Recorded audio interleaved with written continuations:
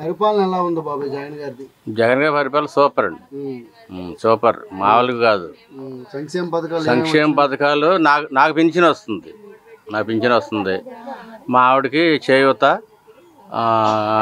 డ్వాక్రా రుణమాఫీ మొత్తం 4 సంవత్సరాలతో అయ్యింది. గత ప్రభుత్వంలో మాఫీ ఇలాంటివన్నీ చేస్తున్నారు, ఏమైనా చేశారు? అసలు గత ప్రభుత్వాలు పథకాలు ఏమున్నాయి? పథకాలు ఏమీ లేవు అస్సలు. మాకు ఇంతకుముందు నాకు బండి ఉండేటప్పుడు వాహన మిత్ర కూడా వచ్చింది, మా బండి అమ్మేసిన తర్వాత లేదు. ఇప్పుడు వాహన మిత్ర కూడా 3 సార్లు తీసుకున్నాను నేను. అయితే ఇప్పుడు సూపర్ 6 అనేసి టీడీపీ ప్రభుత్వం ఒక మేనిఫెస్టో రిలీజ్ చేసింది. సూపర్ 6 లేదు, అంత బోకర్ 6 అది. సూపర్ 6 ఏం కాదు, బోకర్ 6 అది. అయితే ప్రజలందరూ మళ్ళీ జగన్ నవరత్నాలకి మొగ్గు చూపే అవకాశం ఉంది. గ్యారంటీగా 99%.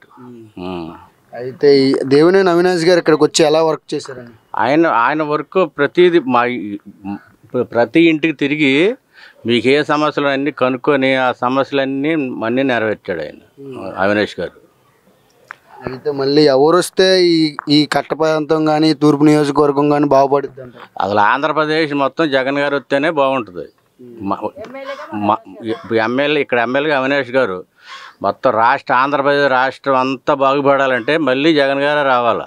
అయితే తూర్పు నియోజకవర్గంలో టీడీపీ నాయకుడు 10 సంవత్సరాలుగా ఉంటున్నా, నేనే అభివృద్ధి చేశాను, చాలా నేను పేద ప్రజలందరికీ మంచి చేశాను అని చెప్తున్నాను. ఏమి లేదండి. ఇప్పుడు ఇంతకుముందు ఇప్పుడు సిమెంట్ రోడ్లు వేసారు చూసారా, అవన్నీ అవినాష్ గారు వేయించారు. ఇవన్నీ ఇంతకుముందు మామూలు మట్టి రోడ్డు రాళ్ళు లేచిపోయి ఉండేవి. ఆ టైంలోనే ఇప్పుడు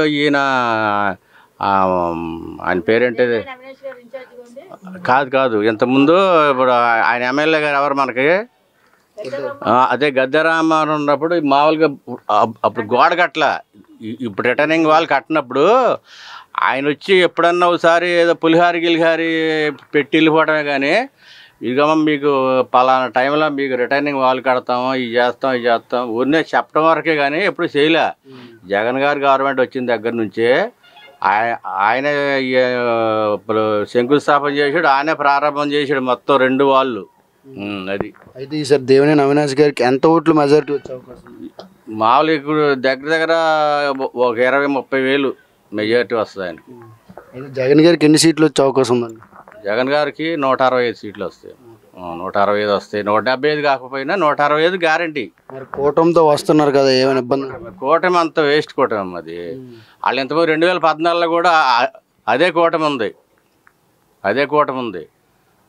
అప్పుడు కూడా జగన్ గారు 5% ఓట్లతోనే ఆయన ఓడిపోయాడు.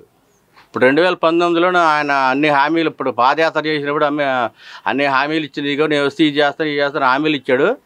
ఆయన ప్రభుత్వం రాగానే ప్రతి హామీని 99% నెరవేర్చాడు. కాబట్టి ఈసారి ఆయన హామీలు ఇచ్చినా 157 సీట్లు ఇచ్చారు ఆయనకి.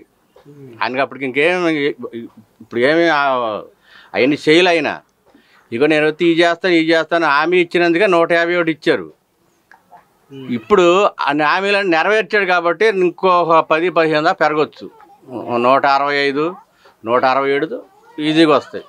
175 రాపోయినా 160 పైన వస్తాయి. అయితే మళ్ళీ సీఎంగా ఎవరు కూర్చుంటారు కుర్చీలో? జగన్మోహన్ రెడ్డి గారే. ఆయన దగ్గర 34 వరకు ఆయనే ఉంటాడు. 2034, 24, 29, 34 ఇంకా ఉంటే 39 వరకు కూడా ఆయనే ఉంటాడు.